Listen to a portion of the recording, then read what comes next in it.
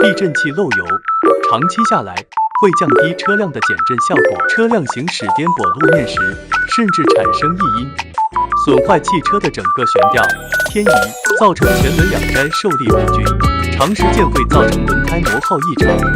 避震器更换了之后，需要做电脑定位，确保直线行驶时是直行的。